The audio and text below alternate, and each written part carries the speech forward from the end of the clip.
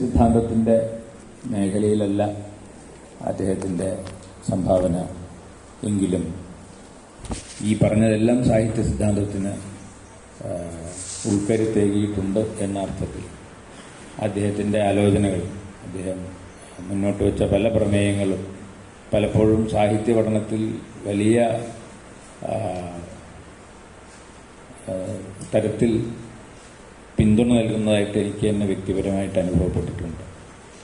അതുകൊണ്ട് സാഹിതീയ പൊതുമണ്ഡലത്തെ സംബന്ധിച്ചുള്ള അദ്ദേഹത്തിൻ്റെ ആലോചനകൾ പ്രധാനമാണ്. ഈ പൊതുമണ്ഡലത്തെക്കുറിച്ച് മധുമാഷ് ഒരു ലേഖനം എഴുതിയിട്ടുണ്ട്. കേരളത്തിലൊരു പൊതുമണ്ഡലം ഉണ്ടോ എന്ന ഒരു ചോദ്യം ഉന്നയിച്ചുകൊണ്ട് അദ്ദേഹം വളരെ ശ്രദ്ധേയമായൊരു പ്രബന്ധം മുന്നേ എഴുതിയിട്ടുണ്ട്. കേരളത്തിൽ എങ്ങനെയാണ് ഒരു പൊതുമണ്ഡലം ഇല്ലാണ്ടായിത്തീരുന്നതെന്നുള്ളതിനെ സംബന്ധിച്ച്. സ്വകാര്യ മണ്ഡലമില്ലാതെ പൊതുമണ്ഡലമുണ്ടോ?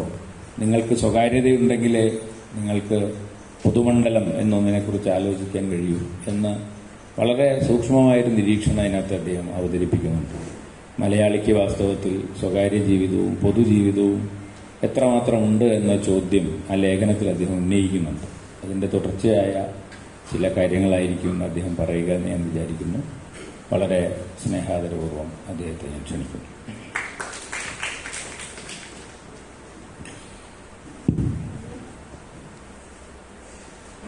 സുഹൃത്തുക്കളെ,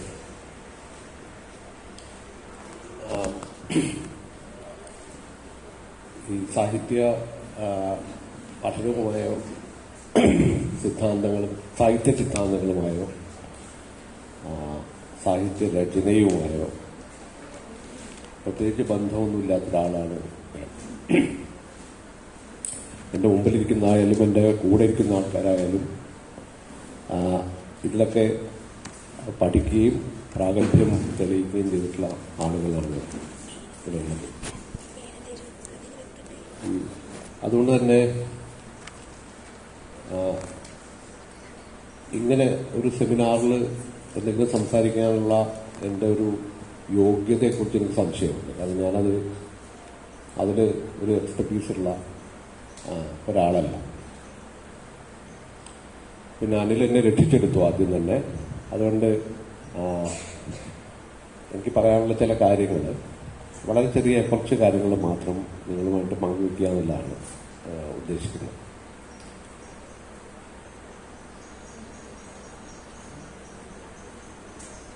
ഇതിന്റെ തലക്കെട്ട് സാഹിതീയ പൊതുമണ്ഡലം എന്ന അതിനെപ്പറ്റിയുള്ള ചില വിചാരങ്ങളോ പുനർവിചാരങ്ങളോ ഒക്കെയാണ്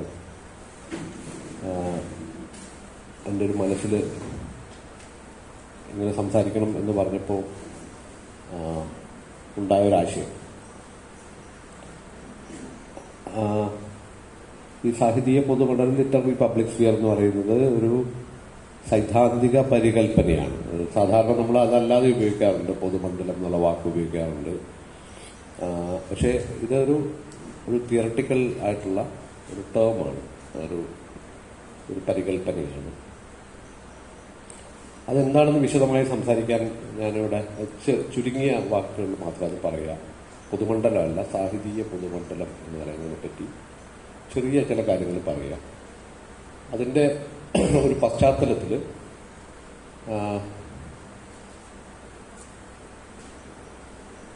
സിദ്ധാന്തങ്ങളെ പറ്റിയിട്ടുള്ള പുതിയ ഒരു കാര്യം എന്താണ്, സിദ്ധാന്തങ്ങളും നവസമീപനങ്ങളും എന്നാണ് ഞങ്ങളുടെ സെമിനാറിന്റെ വിഷയം. അതുകൊണ്ട് അതിനെപ്പറ്റി ചിലത് പറയാമെന്ന് മാത്രമാണ്. വളരെ കുറച്ച് കാര്യങ്ങളെ പറയുന്നുള്ളൂ. ഒന്നാമത്, നമ്മൾ ഈ ഏത് സെമിനാറുകൾ, പ്രത്യേകിച്ച് ഹ്യൂമാനിറ്റീസ്, സോഷ്യൽ സയൻസ് തുടങ്ങിയ സയൻസിൽ അങ്ങനെ കാണാറില്ല ഉള്ള സെമിനാറുകളിലൊക്കെ സെമിനാറിന്റെ ടൈറ്റിലുകൾ ശ്രദ്ധിച്ചു കഴിഞ്ഞാൽ ഒന്നുകിൽ നമ്മൾ ഇതുപോലെ നവസമീപനങ്ങൾ, നവസിദ്ധാന്തങ്ങൾ, നവ പരികല്പനകൾ, നവീനമായ എന്ന് പറഞ്ഞാൽ പുതിയ എന്തോ ഒന്നിനെപ്പറ്റിയായിരിക്കും നമ്മുടെ സെമിനാറുകൾ മിക്കവാറുമൊക്കെ. ഒരു 70 അല്ലെങ്കിൽ ഒരു 60% സെമിനാറുകളിലും പുതിയ ചില തുടക്കങ്ങളെക്കുറിച്ചോ പ്രവണതകളെക്കുറിച്ചോ വരാൻ പോകുന്ന ചില കാര്യങ്ങളെപ്പറ്റിയോ ചില നീക്കങ്ങളെ പറ്റിയോ ഒക്കെ ആയിരിക്കും സാധാരണ ടൈറ്റിലുകളിൽ തന്നെ ഉണ്ടാവുക. അതല്ലെങ്കിൽ ചില പ്രതിസന്ധികളെ പറ്റി, ചില ഉത്കണ്ഠകൾ, ചിലത് നഷ്ടപ്പെടുന്നതിൻ്റെ ഉത്കണ്ഠകളായിരിക്കും. ക്രൈസിസിനെ പറ്റി, നമ്മൾ അനുഭവിക്കുന്ന ചില ക്രൈസിസ്, ചിലത് നഷ്ടപ്പെടുന്നു. അപ്പോൾ ഒന്നുകിൽ നമ്മൾ മുന്നോട്ട് നോക്കി അല്ലെങ്കിൽ പിന്നോട്ട് നോക്കിയിട്ടാണ് സെമിനാറുകൾ നടത്തുക എന്നൊരു തോന്നാറുണ്ട്. അതിന് മുന്നോട്ട് നോക്കി എന്തോ പുതിയ കാര്യങ്ങളൊക്കെ വരാൻ പോകുന്നു, അല്ലെങ്കിൽ എന്തോ നഷ്ടപ്പെടുന്നു എന്നുള്ളത് തിരിഞ്ഞു നോക്കണം. ഇത് ഞാൻ സാധാരണ എനിക്ക് തോന്നുന്നു ഹ്യൂമാനിറ്റീസ് സോഷ്യൽ സയൻസ് ഡിപ്പാർട്ട്മെന്റുകളിലാണ് ഏറെ ഇതുണ്ടാവുന്നത്. അത് സ്വാഭാവികമായിട്ടുണ്ടാവുന്നതാണ്. അത് അങ്ങനെ തന്നെയായിരിക്കും. നമ്മൾ സെമിനാറുകൾ എന്ന് പറയുന്നത് തന്നെ ഒരു വിഷയത്തിന്റെ ഒരു സ്റ്റേറ്റ് ഓഫ് ദ ആർട്ട് എന്താണ്, ഇപ്പൊ നിലവിൽ എന്താണ് നടക്കുന്നത് എന്നതിനെ അടിസ്ഥാനപ്പെടുത്തിയാണ് സാധാരണ ഈ സെമിനാറുകൾ നടത്തുന്നതുകൊണ്ട് ഇത് സ്വാഭാവികമായി സംഭവിക്കുന്ന ഒരു കാര്യമായിരിക്കും. അപ്പൊ അതിന് ഒന്ന് ഇപ്പോഴത്തെ ഒരു അവസ്ഥയിൽ എന്തൊക്കെ നമുക്ക് നഷ്ടപ്പെട്ടു. ഇപ്പൊ നേരത്തെ പറഞ്ഞ പോലെ പൊതുമണ്ഡലം ആണെങ്കിൽ പൊതുമണ്ഡലം നഷ്ടപ്പെട്ടോ, അല്ലെങ്കിൽ നമ്മൾ പഴയ ഒരു നിരൂപണം മരിച്ചോ എന്നുള്ളതാണ് ഇപ്പോഴത്തെ പ്രധാനപ്പെട്ട ഒരു ചർച്ച തന്നെ. അത് മരണചിന്തയാണ്. വിമർശനം സാഹിത്യം മരിച്ചു പോകുന്നു, കല മരിച്ചു പോകുന്നു, നമ്മുടെ സർഗാത്മകമായ ജീവിതം നഷ്ടപ്പെടുന്നു. നഷ്ടപ്പെടുന്നതിനെ കുറിച്ചുള്ള ചില വേവലാതികൾ, ഒരുപക്ഷെ പുതുതായി ഉയർന്നു വരുന്ന ചില കാര്യങ്ങളെ പറ്റിയുള്ള ഇങ്ങനെ ഈ മുന്നും പിന്നും നോക്കാതെ കുറച്ച് കാര്യങ്ങൾ പറയാനുള്ളതാണ് ഞാൻ ആലോചിക്കുന്നത്. ഞാനിതിൽ ഈ നഷ്ടപ്പെടുന്നതിനെ പറ്റി ഏതുമേ ദുഃഖിയാതെ, അതുപോലെ വരും വരായികളെ പറ്റിയിട്ട് വലിയ ഉത്കണ്ഠയും അല്ലെങ്കിൽ പ്രതീക്ഷയോ സങ്കല്പമൊന്നും ഇല്ലാതെ എന്താണ് ഇപ്പം നടക്കുന്നത് എന്നതിനെ കുറിച്ച് നമുക്ക് ചിന്തിക്കാൻ പറ്റുമെന്നുള്ളതാണ് നോക്കുന്നത്. അതുകൊണ്ട് ഇത് ശരിയായിരിക്കും. ഇപ്പം അനിൽ പറഞ്ഞ പോലെ പൊതുമണ്ഡലം നഷ്ടപ്പെടുന്നതിന്റെ, നഷ്ടപ്പെടുന്നുള്ള വാക്ക് ഞാൻ ഉപയോഗിക്കുകയാണ് ഇവിടെ, അത് ശോഷിക്കുന്നതിന്റെയോ അത് ശുഷ്കമായി മാറുന്നതിന്റെയോ അത് ചുരുങ്ങിപ്പോകുന്നതിന്റെയോ ഒക്കെ വ്യഥകളോ ഒരു വേവലാതികളോ പങ്കുവെക്കുന്നതിന് വലിയ അർത്ഥമൊന്നും എനിക്ക് തോന്നുന്നില്ല. അപ്പോൾ ഇങ്ങനെയുള്ള കൺസേൺസ് ഒന്നും ഇല്ലാതെ എന്തായിരിക്കും ഇപ്പോൾ സാഹിത്യ സിദ്ധാന്തങ്ങളിലും അല്ലെങ്കിൽ പൊതുമണ്ഡലത്തിലും ഒക്കെ സംഭവിക്കുന്നത് എന്നുള്ളതിനെ പറ്റിയാണ് ഞാൻ കുറച്ച് കാര്യങ്ങൾ പറയുന്നത്. ഇത് ചില നിരീക്ഷണങ്ങൾ മാത്രമാണ്. അങ്ങനെ ആലോചിച്ച് ഉറപ്പിച്ച് നടത്തുന്ന പ്രഭാഷണമായിട്ടൊന്നും നിങ്ങൾ എടുക്കണ്ട. ചില ആലോചനകൾ നടത്തുന്നു. അത് ചിലപ്പോൾ എന്നേക്കാൾ കൂടുതൽ സംസാരിക്കാൻ കഴിയുന്ന ആളുകളായിരിക്കും ഇവിടെ ഇരിക്കുന്നത്. പ്രത്യേകിച്ച് ഞാൻ മനസ്സിലാക്കിയത് സാഹിത്യ പഠന വിഭാഗമാണ്. സാഹിത്യ രചന വേറൊരു വിഭാഗം ഉണ്ട്. ഈ പഠനം എന്ന് പറയുന്നതിന്റെ ഒരു പ്രധാനപ്പെട്ട ഒരു വിഷയമാണ് വാസ്തവത്തിൽ സാഹിത്യ പഠനം. സാഹിത്യ പഠനം എന്ന് പറയേണ്ടി വരുന്നത് തന്നെ ചിലപ്പോൾ മുമ്പ് അങ്ങനെ ആയിരുന്നില്ല ഉണ്ടായിരുന്നു. സാഹിത്യ പഠന വകുപ്പുകൾ എന്ന് പറഞ്ഞാൽ എല്ലാം കൂടി ഇതായിരുന്നു. ഇപ്പം നമ്മൾ സാഹിത്യ രചന, റൈറ്റിങ്ങിന് വേറൊരു, ഇത് തന്നെ ഒരു പുതിയ ഒരു അവസ്ഥയാണ്. അത് പലയിടത്തും ഉണ്ടത്. അതായത് പഠനവും എഴുത്തും രണ്ടാണ്. ഒരു സാഹിത്യ രചന എന്ന് പറയുന്ന വിഭാഗത്തിൽ എന്താണ് ചെയ്യുന്നത്? നിങ്ങളെ ഒരു കവിയാക്കുക, അല്ലെങ്കിൽ കഥാകൃത്താക്കുക, കഥ എഴുതാൻ പരിശീലിപ്പിക്കുക. ആ ഒരു ട്രെയിനിങ്ങും സാഹിത്യത്തെ പറ്റി പഠിക്കുന്നത് വേറൊരു ട്രെയിനിങ്ങുമായിട്ട് മാറുകയാണ്. അത് പുതിയൊരു കാര്യമാണ്. അതിപ്പോൾ വെസ്റ്റിലും ഒക്കെ ഉള്ള ഒരു കാര്യം നമുക്കറിയാം. റൈറ്റിങ്ങിന് MA ഇൻ പോയട്രി അല്ലെങ്കിൽ MA ഇൻ ലിറ്റററി റൈറ്റിംഗ് എന്ന് പറയുന്നത്.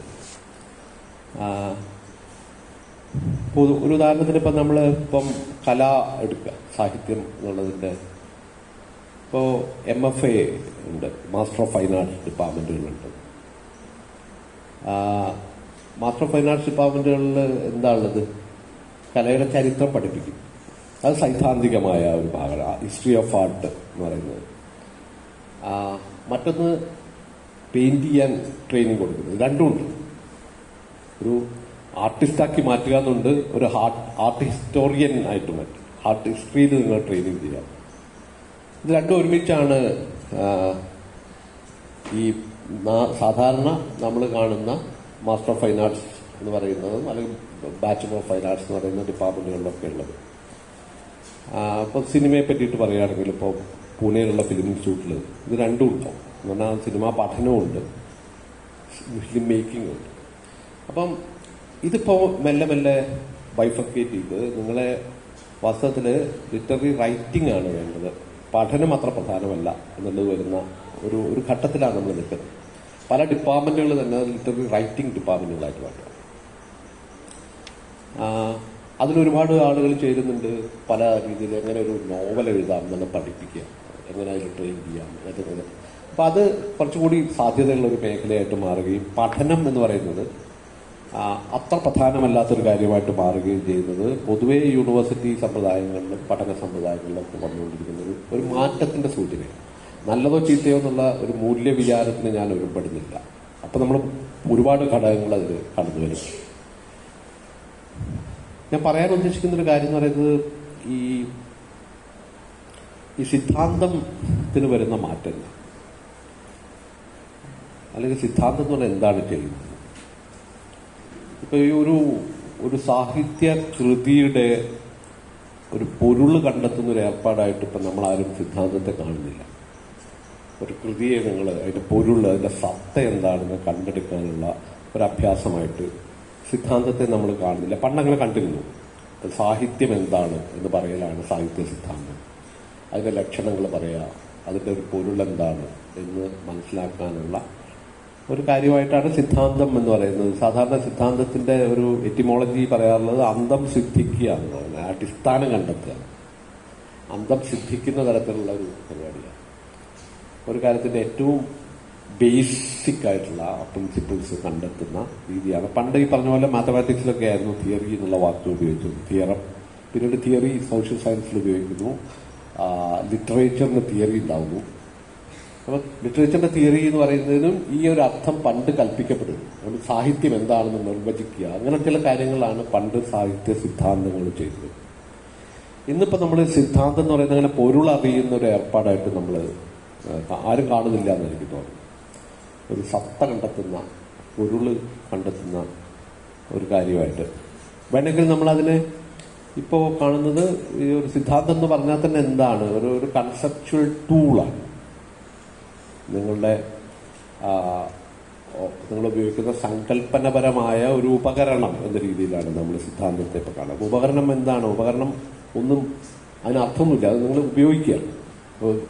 ഒരു കൾച്ചർ സ്റ്റഡീസിലെ ഉള്ള രീതിയാണെങ്കിലും ഒരു കൃതിയുടെ സാംസ്കാരികമോ രാഷ്ട്രീയമോ സാമൂഹികവുമായ ബലതന്ത്രങ്ങളൊക്കെ കണ്ടെത്താൻ ഉപയോഗിക്കുന്ന ഒരു ടൂളായിട്ട് നമ്മൾ സിദ്ധാന്തത്തെ ഉപയോഗിക്കുക എന്നുള്ള രീതി. അപ്പൊ അതിനെപ്പറ്റി പഠിക്കലൊക്കെ ആയിരിക്കും നിങ്ങൾ ചെയ്തുകൊണ്ടിരിക്കുന്ന ഒരു കാര്യം. സാഹിത്യ സിദ്ധാന്തങ്ങൾ പഠിക്കുക എന്ന് പറയുമ്പോൾ അതായിരിക്കും ഉദ്ദേശിക്കുന്ന ഒരു കാര്യം. ഇപ്പൊ സിദ്ധാന്തം ആർക്കാണ് വേണ്ടത്? സിദ്ധാന്തം എഴുത്തുകാർക്ക് ആവശ്യമുള്ളൊരു കാര്യമല്ല, നമുക്ക് എല്ലാവർക്കും അറിയാം. ഒരു കഥ എഴുതുന്ന ആൾക്ക് സിദ്ധാന്തം, സാഹിത്യ സിദ്ധാന്തം എന്തിനാണ്? സാധാരണ പറയാറുണ്ട് ഈ ഓർണിത്തോളജി എന്ന് പറയുന്ന പക്ഷികൾക്ക് ബാധകമല്ല എന്ന് പറയുന്നതാണ്. പക്ഷികളെ വർഗീകരിക്കുന്ന ശാസ്ത്രമാണ് ഓർണിത്തോളജി. കിളികളെ വർഗീകരിക്കുന്ന ശാസ്ത്രം കിളികളെ സംബന്ധിച്ചിടത്തോളം ബാധകമായിട്ടുള്ളൊരു കാര്യമല്ല, കാരണം അത് അതിന്റെ മുകളിൽ കൂടെ പറക്കും. അതുപോലെ സാഹിത്യ രചന എന്ന് പറയുന്നത് മറ്റൊരു കാര്യമാണ്, അത് സിദ്ധാന്തം വെച്ചിട്ട് ചെയ്യുന്നൊരു കാര്യമല്ല. സിദ്ധാന്തം അതിന് അനിവാര്യമോ ചിലപ്പോൾ ഉപയോഗമോ ഇല്ലാത്തൊരു കാര്യമായിരിക്കും സിദ്ധാന്തം എന്ന് പറയുന്നത്. പിന്നെ ആർക്കാണ് ഈ സിദ്ധാന്തം കൊണ്ട് പ്രയോജനം? എന്തിനാണ് ഈ സിദ്ധാന്തം എന്നുള്ളൊരു ചോദ്യം വളരെ പ്രധാനമാണ് ഇന്ന്. ഇനി അനിൽ സൂചിപ്പിച്ചൊരു കാര്യം, ആസ്വാദനത്തിന് സിദ്ധാന്തം ആവശ്യമില്ല. രചനയ്ക്ക് എന്തായാലും അത് ആവശ്യമില്ല, എഴുത്തുകാർക്ക് അത് ആവശ്യമില്ല എനിക്ക് തോന്നുന്നില്ല. അല്ലെങ്കിൽ തോന്നില്ല എന്നല്ല, അതെല്ലാവരും പറയും. ഇപ്പം ഒരു ആർട്ടിസ്റ്റിന്, ഒരു പെയിന്റർക്ക് കലാചരിത്ര സിദ്ധാന്തങ്ങളോ കലാചരിത്രത്തെ പറ്റിയുള്ള അറിവോ ആവശ്യമുണ്ടാവില്ല, ചിലപ്പോൾ ട്രെയിനിങ് ആവശ്യമുണ്ടാവും ചിലപ്പോൾ. അപ്പൊ ഞാൻ പറഞ്ഞ സിദ്ധാന്തം എന്ന് പറയുന്നത് പിന്നെ ആർക്ക് വേണ്ടിയാണ്? ആസ്വദിക്കുന്നതിന് സിദ്ധാന്തം ആവശ്യമുണ്ട്.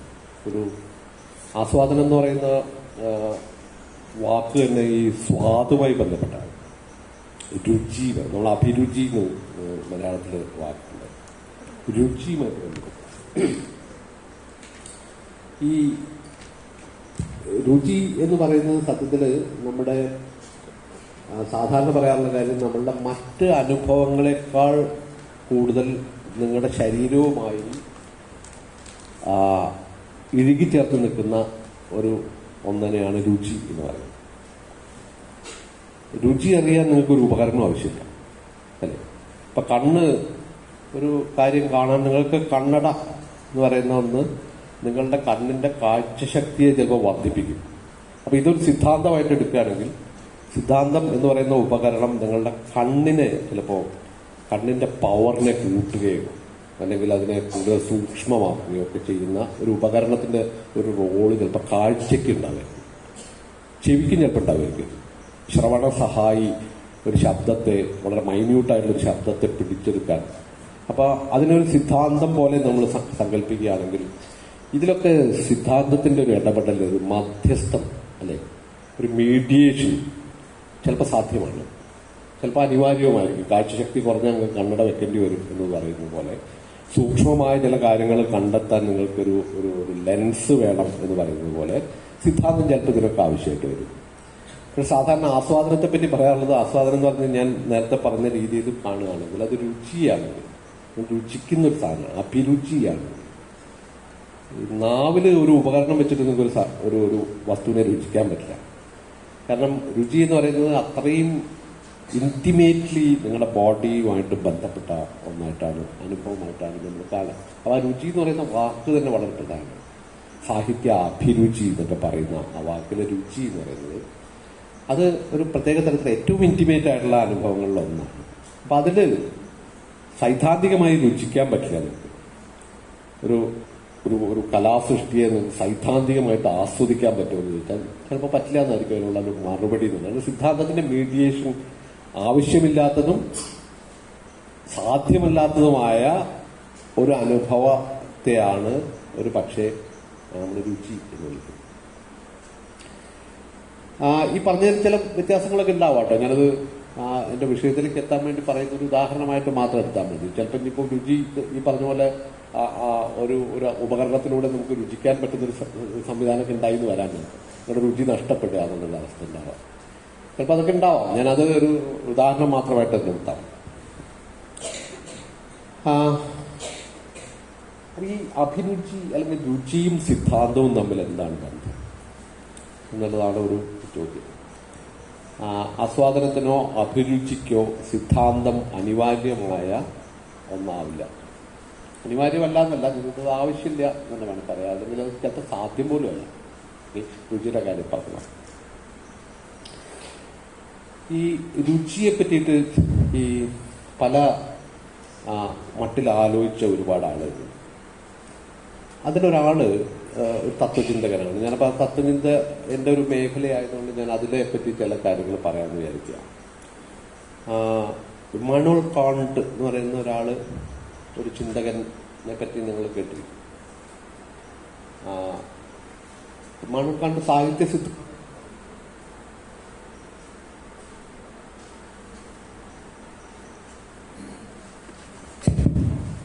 ഇമ്മാനുവൽ കാണ്ട് എന്ന് പറയുന്ന ജർമ്മൻ ചിന്തകൻ സാഹിത്യ സിദ്ധാന്തമൊന്നും അവതരിപ്പിച്ചിട്ടുള്ള ആളല്ല. തത്വചിന്താപരമായ ചില ആലോചനകളൊക്കെ നടത്തുകയും ചെയ്യുന്ന വളരെ പ്രധാനപ്പെട്ട ചിന്തയുടെ ചരിത്രത്തിലെ ഏറ്റവും പ്രധാനപ്പെട്ട ആളുകളിൽ ഒന്നായിട്ട് കരുതപ്പെടുന്ന ആളാണ് കാന്റ്. ഈ കാന്റ് ഈ രുചിയെ പറ്റി പറഞ്ഞിട്ടുള്ള ചില കാര്യങ്ങൾ വളരെ പ്രധാനമാണ് എനിക്ക് തോന്നുന്നു. പ്രത്യേകിച്ച് അദ്ദേഹത്തിന്റെ എസ്തെറ്റിക്സിനെ പറ്റിയിട്ടുള്ള ഒരു പുസ്തകം, ക്രിട്ടിക് ഓഫ് ജഡ്ജ്മെന്റ് എന്നാണ് ആ പുസ്തകത്തിന്റെ പേര്. പക്ഷെ എസ്തെറ്റിക്സ് എന്ന് നിങ്ങൾ പെട്ടെന്ന് വിചാരിക്കുക കലാസാഹിത്യം എന്നുള്ളതാണ്. അങ്ങനെയല്ല എസ്തെറ്റിക് എന്ന് പറയുന്ന ഒന്ന്. എസ്തെറ്റിക് എന്ന് പറയുന്നത് ബ്യൂട്ടിയുമായിട്ട് ബന്ധപ്പെട്ടതാണ്. അത് കലാസൃഷ്ടി ആവണമെന്നൊന്നുമില്ല. ബ്യൂട്ടിയെ പറ്റിയുള്ള നിങ്ങളുടെ ജഡ്ജ്മെന്റിനെ കുറിച്ചാണ് എസ്തെറ്റിക് ഓഫ് ജഡ്ജ്മെന്റ് എന്ന് പറയുന്ന എസ്തെറ്റിക് എന്നുള്ള വാക്ക് കാണ്ട് ഉപയോഗിക്കുന്നത്. അല്ലെങ്കിൽ അതിന്റെ ഒറിജിനൽ അർത്ഥം അത് തന്നെയാണ്. ഇന്ദ്രിയങ്ങളുമായി ബന്ധപ്പെട്ടാണ് എസ്തെറ്റിക് എന്ന് പറയുന്നത്. ഒരു പൂവിന്റെ സൗന്ദര്യത്തെ പറ്റി നിങ്ങളൊരു പ്രസ്താവന നടത്തുമ്പോൾ അതൊരു എസ്തെറ്റിക് ജഡ്ജ്മെന്റ്. ഒരു പൂവ് കലാസൃഷ്ടിയൊന്നുമല്ല. അപ്പൊ കലാസൃഷ്ടി ആവണമെന്നില്ല. അപ്പൊ എസ്തെറ്റിക്സ് എന്നുള്ള നമ്മളിപ്പോ പറയുന്നത് കലയും സാഹിത്യമൊക്കെ ആയിട്ട് ബന്ധപ്പെട്ട ഒന്നാണെങ്കിൽ എസ്തെറ്റിക് എന്ന് പറയുന്നത് സൗന്ദര്യത്തെക്കുറിച്ചുള്ള നിങ്ങളുടെ മൂല്യ നിർണയം അല്ലെങ്കിൽ അതിനെപ്പറ്റിയുള്ള വിധി, അതിനെപ്പറ്റിയുള്ള ജഡ്ജ്മെന്റ്സിനെ കുറിച്ച് പരിശോധിക്കുന്ന ഒന്നിനെയാണ് എസ്തെറ്റിക് എന്ന് പറയുന്നത്. അപ്പം ഇതിനെപ്പറ്റിയുള്ളൊരു വിശദമായ ഒരു പഠനം അല്ലെങ്കിൽ ഒരു തിസിസ് അവതരിപ്പിക്കലാണ് കാണ്ട് എസ്തെറ്റിക് എന്ന് പറയുന്ന ക്രിട്ടിക് ഓഫ് ജഡ്ജ്മെന്റ് എന്ന് പറയുന്ന പുസ്തകത്തിൽ ചെയ്തിട്ടുള്ളത്. ഞാൻ അതിന്റെ വിശദാംശങ്ങളിലേക്ക് പോകുന്നില്ല. പക്ഷേ ഈ അതില് കാണ്ട് പറയുന്നൊരു കാര്യം ഈ രുചിയെ പറ്റിയാണ്. അതായത് എന്താണ് ഈ രുചി എന്ന് പറയുന്നത്, അഭിരുചി എന്ന് പറയുന്നത്. ജഡ്ജ്മെന്റ് ഓഫ് ടേസ്റ്റ് എന്നാണ്. ടേസ്റ്റ് എന്നുള്ള വാക്കാണ് കാണ്ട് ഉപയോഗിക്കുന്നത്. ടേസ്റ്റ് നമ്മൾ സാധാരണ രുചി എന്നുള്ള അർത്ഥത്തിൽ ഉപയോഗിക്കുന്ന വാക്കാണ്. ഇപ്പം കാണ്ടിന്റെ ഒരു പോയിന്റ് പറയുന്ന പല കാര്യങ്ങളുടെയും കൂട്ടത്തിൽ പറയുന്ന ഒരു കാര്യം എന്ന് പറയുന്നത്, ഈ ജഡ്ജ്മെന്റ് ഓഫ് ടേസ്റ്റ് ഒരു എസ്തെറ്റിക് ജഡ്ജ്മെന്റ് തമ്മിലുള്ള വ്യത്യാസം എന്താണ്? ഓക്കെ, നിങ്ങൾ ഒരു ഭക്ഷണം കഴിച്ച് സ്വാദിഷ്ടമായ ഭക്ഷണമാണ് എന്ന് നിങ്ങൾ പറയുന്നത്, ഒരു പൂവ് കണ്ടിട്ട് ഇത് നല്ല മനോഹരമായ പൂവാണ് എന്ന് പറയുന്നത് തമ്മിൽ എന്തെങ്കിലും വ്യത്യാസമുണ്ടോ? അപ്പൊ നമ്മളിപ്പോ നേരത്തെ പറഞ്ഞൊരു ഉദാഹരണം വെച്ച് മറ്റത് വേണമെങ്കിൽ കണ്ണുകൊണ്ട് കണ്ടിട്ടാണ് നിങ്ങൾ പൂ മനോഹരമാണ് എന്ന് പറഞ്ഞു, അല്ലെങ്കിൽ നിങ്ങൾ ഗന്ധം ആസ്വദിച്ചു. ഭക്ഷണം നല്ലതാണെന്ന് പറഞ്ഞത്, സ്വാദിഷ്ടമാണെന്ന് പറഞ്ഞത് രുചിയല്ല, അത് രുചിച്ചു നോക്കിയിട്ടാണ്. നമ്മളിപ്പോൾ അഭിരുചി എന്ന് പറയുന്നതിനെ വിശാലമായ അർത്ഥത്തിൽ എടുക്കാറുണ്ട്. ഇതിലൊക്കെ ഉൾപ്പെടുന്ന അഭിരുചിയാണ് അല്ലെ? വായിക്കുമ്പോൾ അഭിരുചി, വായനയുടെ അഭിരുചി, ഇതൊക്കെ പറയാം. പക്ഷെ രുചി എന്നുള്ളത് ഏറ്റവും ഈ പറഞ്ഞ ഇന്റിമേറ്റ് ആയിട്ടുള്ള ഒരു ബോഡിയിൽ ഏറ്റവും ഇന്റിമേറ്റ് ആയിട്ടുള്ള ഒരു അനുഭവത്തിന്റെ ഒരു ഇടം എന്ന രീതിയിൽ എടുത്തു കഴിഞ്ഞാൽ ഈ ഒരു ഭക്ഷണം സ്വാദിഷ്ടമാണ് എന്ന് പറയുന്ന ആ അനുഭവത്തെ, അല്ലെങ്കിൽ ആ ജഡ്ജ്മെന്റിനെ, ആ മൂല്യനിർണയത്തെ കാണ്ടൊരു എസ്തെറ്റിക് ജഡ്ജ്മെന്റ് ആയിട്ട് കാണില്ല. ഓക്കെ, നേരെ മറിച്ച് ഒരു പൂവ് സുന്ദരമാണ്, മനോഹരമാണ്, അല്ലെങ്കിൽ ഒരു കലാസൃഷ്ടി അടക്കത്തിൽ പെടും. ഞാൻ നേരത്തെ പറഞ്ഞ പോലെ എസ്തെറ്റിക് എന്ന് പറയുന്നത് കലാസൃഷ്ടി മാത്രമല്ല ഉൾപ്പെടുക എന്നാണ് അതിൻ്റെ അർത്ഥം. അല്ലാതെ കലാസൃഷ്ടി ഉൾപ്പെടില്ല എന്നല്ല. പൂവിന്റെ സൗന്ദര്യം, എന്തിന്റെ സൗന്ദര്യമാണെങ്കിലും അതൊക്കെ എസ്തെറ്റിക്കാണ്. ഓക്കെ, എസ്തെറ്റിക് ആയിട്ടുള്ള ജഡ്ജ്മെന്റിനെ ഇതിൽ നിന്ന് വേർതിരിക്കുന്നത് എന്താണ്? ഇതാണ് കാണ്ട് നടത്തുന്ന ഒരു പ്രധാനപ്പെട്ട ആലോചന. രുചിയുടെ ഒരു പ്രത്യേകത എന്ന് പറയുന്നത്, കാണ്ടിന്റെ ആലോചന അനുസരിച്ച് രുചി എന്ന് പറയുന്നത് നിങ്ങളുടെ വളരെ ആത്മനിഷ്ഠമായ താല്പര്യങ്ങൾ അടങ്ങിയ ഒന്നാണ്. ആത്മനിഷ്ഠമായ ഒരു കാര്യമാണ് അത്. നമ്മളിപ്പം എല്ലാ കാര്യത്തെ പറ്റി പറയാമെങ്കിൽ പോലും ആ ആത്മനിഷ്ഠതയുടെ ഒരു തീവ്രത വളരെ കൂടുതലാണ് ഈ രുചിയുടെ കാര്യത്തിൽ. അപ്പൊ എനിക്ക് സ്വാദിഷ്ടമായത് നിങ്ങൾക്ക് സ്വാദിഷ്ടമായിക്കൊള്ളുന്നില്ല. എനിക്ക് നല്ല ഭക്ഷണം എന്ന് പറയുന്നത് മറ്റൊരാൾക്ക് നല്ല ഭക്ഷണമായിക്കൊള്ളുന്നില്ല. അത് നേരത്തെ പറഞ്ഞ പോലെ എല്ലാ കാര്യത്തിലും ഒരിക്കലും ഇഷ്ടപ്പെട്ട നോവൽ വേറൊരാൾക്ക് ഇഷ്ടപ്പെടണമെന്നില്ല. അതൊക്കെ ശരിയാണ്. എങ്കിൽ പോലും കാണ്ടിന്റെ ഒരു വാദം എന്ന് പറയുന്നത് അതിന്റെ ഒരു തീവ്രത, അതിന്റെ ഒരു ഇന്റൻസിറ്റി ഉണ്ട്. ഈ ആത്മനിഷ്ഠതയിൽ സബ്ജക്റ്റീവായിട്ടുള്ള ഒന്നിന്റെ സബ്ജക്ടിവിറ്റിയുടെ ഇന്റൻസിറ്റി ഏറ്റവും കൂടുതൽ നിങ്ങൾ കാണുന്നത് രുചിയിലാണ്. അതിന്റെ ഒരു പ്രത്യേകത എന്ന് പറഞ്ഞാൽ അതിനെ നിങ്ങൾക്ക് യൂണിവേഴ്സലൈസ് ചെയ്യാൻ പറ്റില്ല എന്നാണ് കാണ്ടിന്റെ വാദം. അതായത് അതിന്റെ പ്രത്യേകത സാർവത്രികവൽക്കരിക്കാൻ പറ്റാത്തൊരു അനുഭവമാണ്. സാർവത്രികവൽക്കരിക്കുക എന്ന് പറയുന്നത് ഇതേപോലെ തന്നെ കാണ്ടിന്റെ ഒരു ടെക്നിക്കൽ ടേമാണ് യൂണിവേഴ്സലൈസിബിലിറ്റി. യൂണിവേഴ്സാലിറ്റി അല്ല, യൂണിവേഴ്സലൈസിബിലിറ്റി.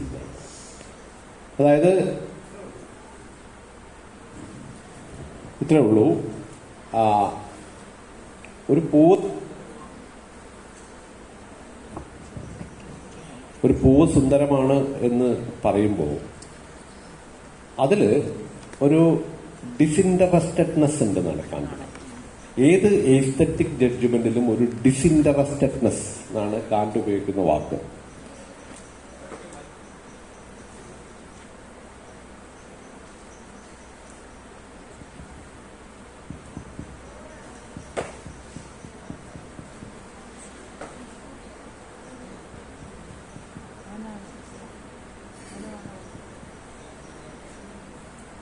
ആണല്ലോ, ഓക്കെയാണ്, അത് ഓക്കെയാണ്.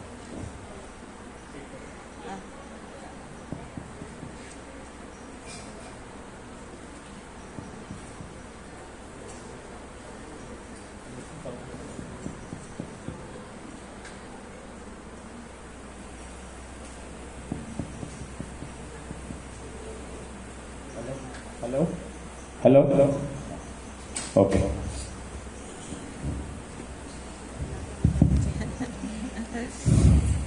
ഞാൻ പറഞ്ഞു വന്നത് കാണ്ടിന്റെ ഒരു കാഴ്ചപ്പാട്, ഇത് യോജിക്കുന്നവരും വിയോജിക്കുന്നവരൊക്കെ ഉണ്ട് കേട്ടോ. ഇപ്പൊ ഞാൻ യോജിക്കുന്നുണ്ടോ വെച്ചാൽ ഞാൻ തന്നെ യോജിക്കുന്നുണ്ടാവില്ല. പക്ഷെ ഞാൻ ഒരു പോയിന്റ് പറയാം, കാണ്ട് പറയുന്ന ഒരു പോയിന്റ് പറയാം. അപ്പൊ രുചി എന്ന് പറയുന്നത് യൂണിവേഴ്സലൈസിബിലിറ്റി ഇല്ലാത്ത, യൂണിവേഴ്സലൈസിബിലിറ്റി അത് സാർവത്രിക വൽക്കരണക്ഷമമല്ലാത്ത ഒരു അനുഭവമാണ്. അത്രയും തീവ്രമായ ആത്മനിഷ്ഠത, അത്രയും തീവ്രമായിട്ടുള്ള ഒരു അനുഭവമാണ്. അതിൽ ഇൻട്രസ്റ്റ് ഉണ്ട്. ഓക്കെ, ഒരു ഒരു ഒരു എൻ്റെ താല്പര്യം, എൻ്റെ നാവ്, എൻ്റെ പിന്നെ ടേസ്റ്റിൻ്റെ ഒരു പ്രത്യേകതകൾ, എൻ്റെ നാവിൻ്റെ സ്വഭാവം, ഇതൊക്കെ അടങ്ങുന്ന ഒന്നാണ് രുചി എന്ന് പറയുന്നത്. നേരെ മറിച്ച് എസ്തെറ്റിക്, അപ്പോൾ ഒരു പൂവ് മനോഹരമാണ്, അല്ലെങ്കിൽ ഒരു പുസ്തകം നല്ലതാണ് എന്ന് പറയുന്നത്, ഒരു കഥ നല്ലതാണ്, ഒരു ശില്പം മനോഹരമാണ് എന്നൊക്കെ പറയുന്നത് എസ്തെറ്റിക് ജഡ്ജ്മെന്റ് ആണ് എന്നാണ് കാണ്ട് പറയുന്നത്. പെട്ടെന്ന് കേട്ടാൽ നമുക്കിത് വിചിത്രമായൊരു വാദമായി തോന്നും. എന്താ തമ്മിലുള്ള വ്യത്യാസം തോന്നും? അഭിരുചിയും ഇതും തമ്മിൽ എന്താ വ്യത്യാസം? ഇതിലും ഈ പറഞ്ഞ പോലെ എൻ്റെ താല്പര്യവും അല്ലെ എൻ്റെ സബ്ജക്റ്റീവായിട്ടുള്ള വാല്യുവേഷനും ഒക്കെയാണ് ഒരു കൃതി നല്ലതാണ് എന്ന് ഞാൻ പറയുമ്പോൾ, ഒരു കവിത നല്ലതാണെന്ന് പറയുന്നതും ഒരു ശില്പം മനോഹരമാണെന്ന് പറയുന്നതിലൊക്കെ ഈ ആത്മനിഷ്ഠതയുടെ എലിമെന്റ് ഉണ്ട്. എല്ലാവർക്കും അറിയാവുന്ന ഒരു കാര്യം അല്ലെ. എനിക്കിഷ്ടമായത് നിങ്ങൾക്ക് ഇഷ്ടമായിക്കൊള്ളുന്നില്ല, എനിക്ക് മനോഹരമാണെന്ന് തോന്നുന്നത് നിങ്ങൾക്ക് മനോഹരമായിക്കൊള്ളുന്നില്ല. അപ്പം പക്ഷേ കാണ്ട് പറയുന്നത് ഇതിന് യൂണിവേഴ്സലൈസിബിലിറ്റി ഉള്ള ഒന്നാണ് എസ്തെറ്റിക് ജഡ്ജ്മെന്റ്. അത് പറയുന്നതിന്റെ ഒരു കാര്യം എന്ന് പറയുന്നത്, നിങ്ങൾക്കും എന്നെ പോലെ, അപ്പൊ കാണ്ട് പറയുന്ന എസ്തെറ്റിക് ജഡ്ജ്മെന്റിന്റെ സ്വഭാവം എന്ന് പറഞ്ഞാൽ അത് ഡിസിൻട്രസ്റ്റഡ്നെസ്, ആ വാക്കാണ് ഉപയോഗിക്കുന്നത്. ഡിസിൻട്രസ്റ്റഡ്നെസ് വേണമെങ്കിൽ മലയാളത്തിൽ നിർമ്മമത്വം എന്ന് വേണമെങ്കിൽ ട്രാൻസ്ലേറ്റ് ചെയ്യാം. മമത്വം എന്ന് പറഞ്ഞാൽ എൻ്റെ എന്നുള്ളതാണല്ലോ, മമം എനിക്ക് എന്നൊക്കെ.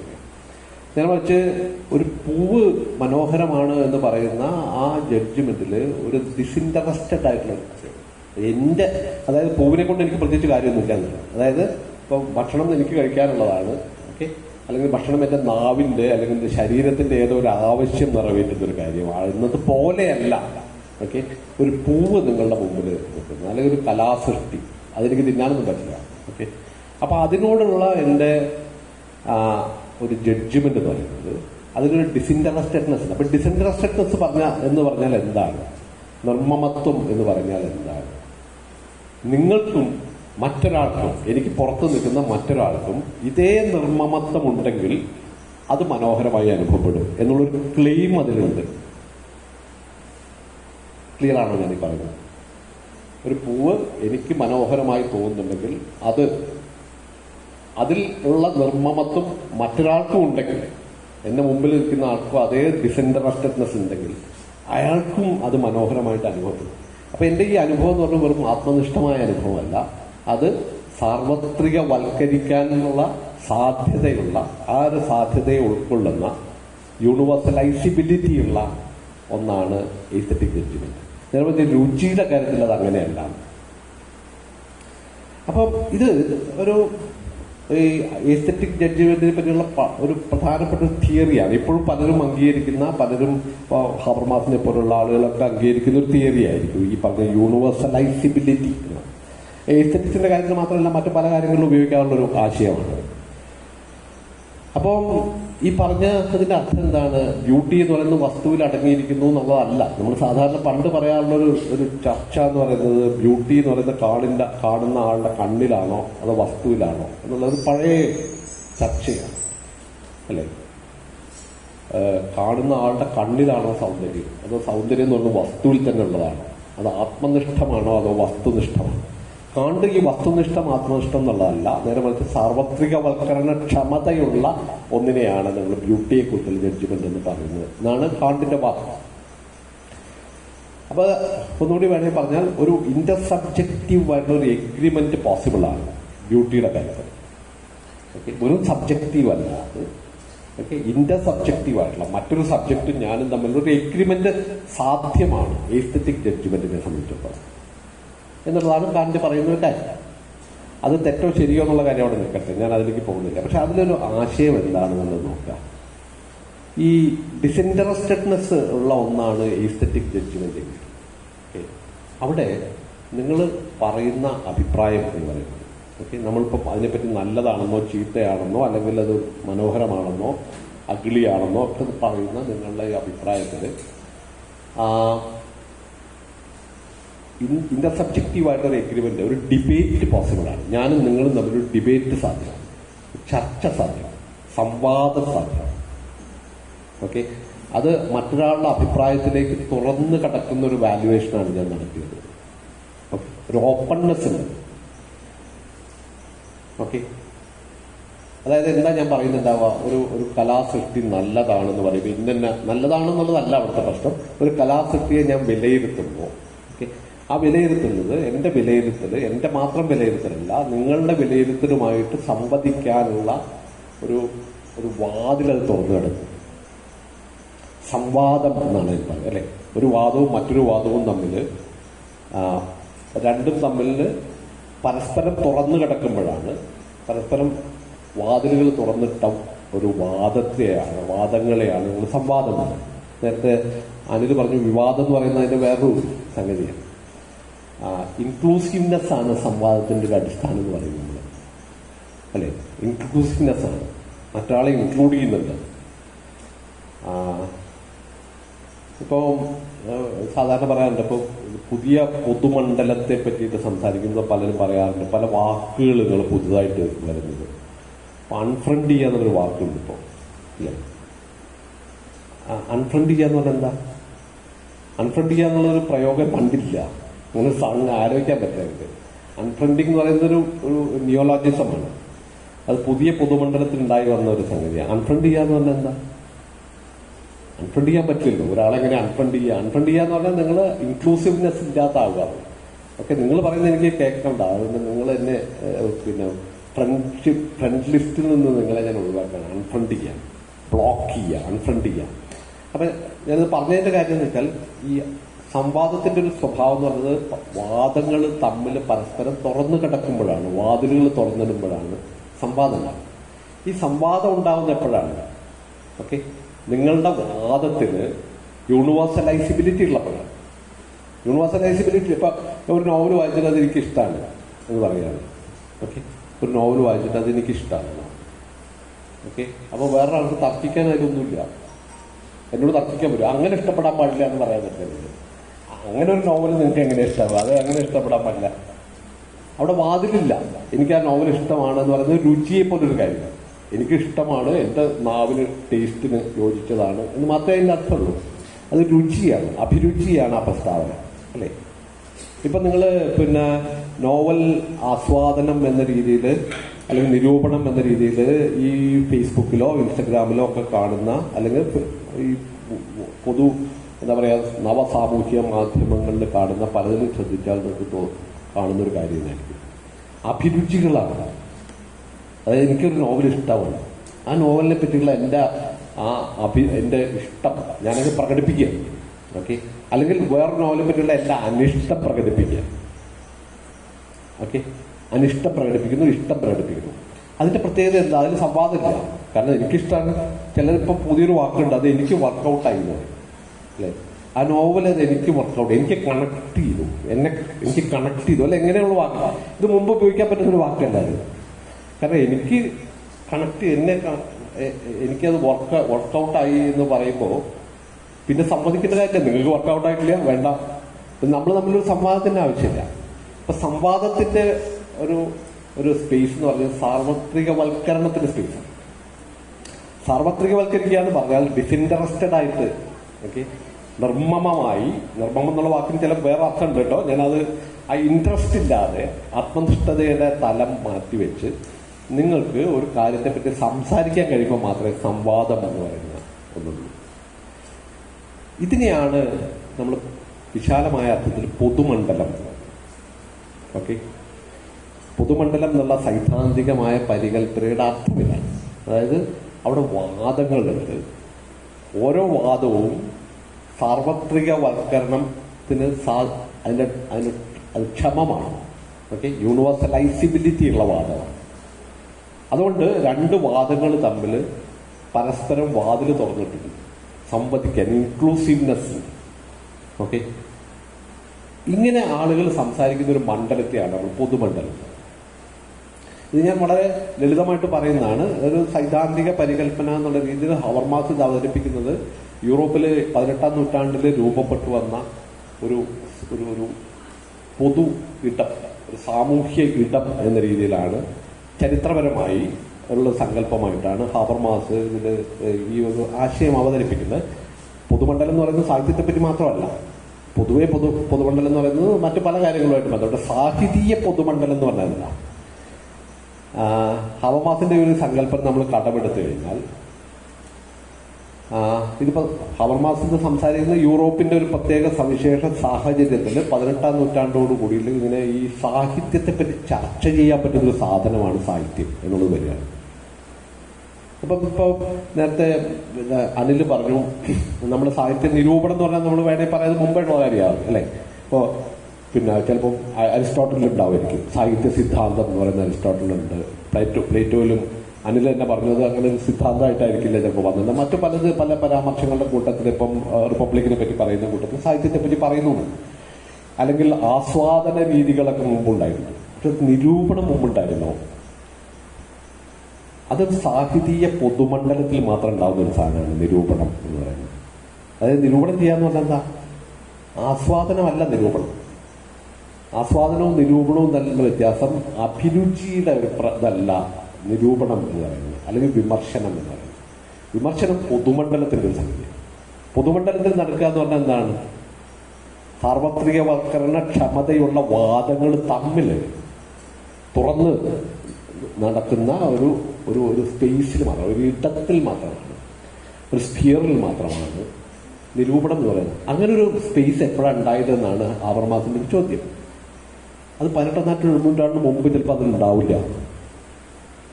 ഇത് എത്രത്തോളം ചരിത്രപരമായി കൃത്യതയുള്ള ഒരു നിരീക്ഷണമാണ്. ഇന്ത്യയിൽ അങ്ങനെയാണ് ഇങ്ങനെയാണെന്നൊക്കെ നമുക്ക് വേണേൽ പറയാം. ഇന്ത്യയിൽ പണ്ടേ ഉണ്ടായിരുന്നു, പക്ഷെ ഇന്ത്യയിൽ അന്നുണ്ടായിരുന്ന നിരൂപണം എന്നാണോ അതിനെ വിളിക്കാൻ പറ്റുക? ഈ ഒരു കാറ്റഗറി അനുസരിച്ച് അങ്ങനെ പറയാൻ പറ്റുമോ എന്നുള്ള ചോദ്യമൊക്കെ ഇല്ല. ഞാൻ അതിന്റെ ശരി തെറ്റുകളിലേക്കല്ല പോകുന്നത്.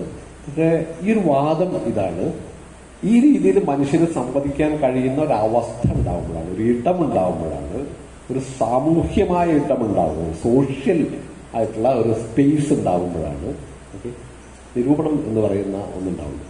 അപ്പൊ പബ്ലിക് സ്ഫിയറിലാണ് നിരൂപണം. Public sphere, literally public sphere ഉണ്ടാകുമ്പോഴാണ് സാഹിത്യ നിരൂപണം ഉണ്ടാവുന്നത്.